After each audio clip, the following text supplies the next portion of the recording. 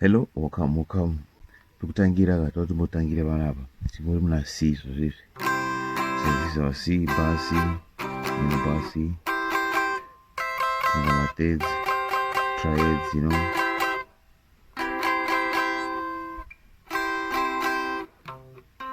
ese masiya atarowawo ine code, ine full code tikaridza mumathirds. So tine also skill yasi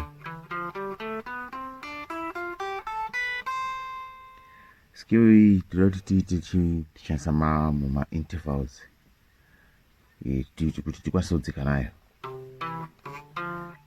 Maybe zviri izvi togona kudai handiti paya tinofamba code progression yedu chiti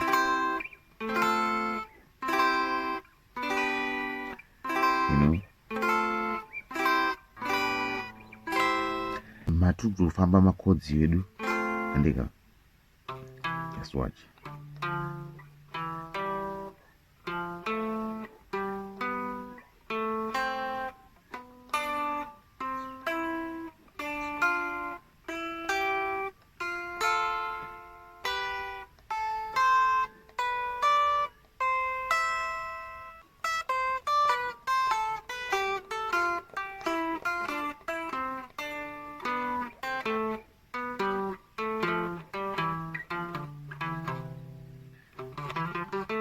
So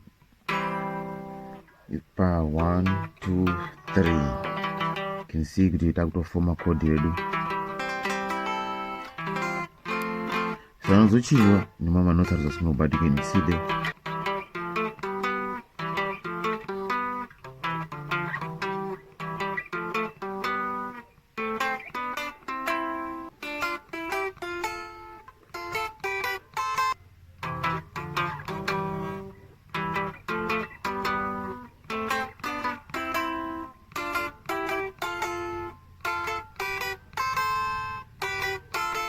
Simple exercise akaita sewaya anongobatsira pakukwanisa kuloketa manotsi nekutongoziva manotsi namasi api ari papi, and masi iwawo anenge ari kutaura mashapes kuziva kuti tiri kuvhura maintervals zvakataenda kugadzira code.